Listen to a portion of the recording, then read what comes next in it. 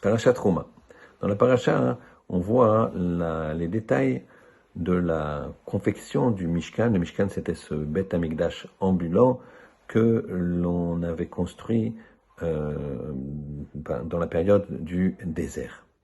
On remontait le Mishkan, donc ce Beth Amikdash, ce temple, et on le démontait au fur et à mesure qu'on passait d'un endroit à un autre. Dans le Mishkan, il y avait le Saint des Saints.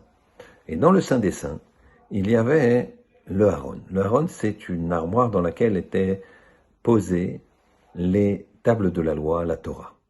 Et elle avait des dimensions bien spécifiques. La longueur était de 15 tzfachim. 15 tzfachim, c'est 15, à peu près, un tefar, c'est 8 à 10 cm, on va dire 1,50 m. Et la hauteur était de 9 tfachim et la largeur de 9 tfachim. Donc 15 d'un côté, 9 et 9 de l'autre côté. 15 c'est quoi? C'est le Yud et le He. 10 c'est Yud, le He c'est 5. Yud, Ke, c'est le nom d'Hachem. Un des noms d'Hachem. Et de l'autre côté, on avait 9 et 9, c'est 18, c'est Chai. Comment on veut dire 18? C'est Chai.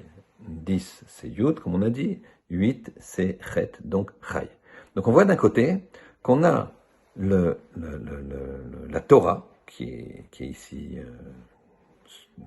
stockée, conservée, et nous avons dans ces dimensions la notion de Hachem, la notion de la vie.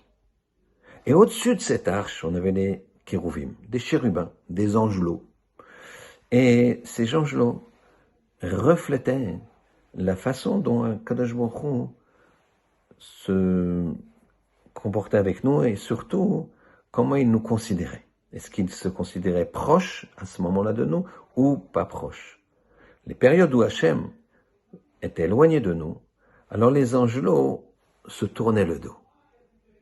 Et quand Hachem considérait qu'on faisait bien ce qu'on doit faire, eh bien, les angelots faisaient face à face. Donc c'est-à-dire ici, on a un tout. Le Zohar Kadosh, il dit la chose suivante. Il dit, Kutsha Berechu, Israël ve'oraita chadou. Hachem, le Klal Israël, le peuple juif, et la Torah, c'est une unité. Cette unité, on la voit ici, dans l'arche, dans le Haron. Et qu'est-ce qu'on voit dans cette unité? Que cette unité est dépendante de l'amitié, de l'amour, des rapports entre nous. Si nous, on s'aime, alors si les deux angelots se font face, eh bien, Kadosh Baruch Hu, il est content. Kadosh Baruch Hu est proche de nous. S'ils ne se font pas face, Hachem s'éloigne. C'est ça le shalom. C'est pour ça qu'entre un homme et une femme, entre un mari et sa femme, eh bien, il faut qu'il y ait le shalom. Quand il y a le shalom, il y a la shrina. Kadosh Baruch Hu, il est là. Qu'Hachem y fasse qu'on comprenne cette dimension.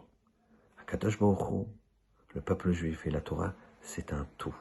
On a d'un côté dans la dimension du Haron le Yud et le He, Ka, c'est-à-dire Hachem, qui nous donne la vie, Chai, la Torah qui est dessous. Et donc on a cette fameuse équation. Kadosh Baruch Hu, le peuple juif et la Torah, c'est une entité parfaite, complète. Shabbat Shalom.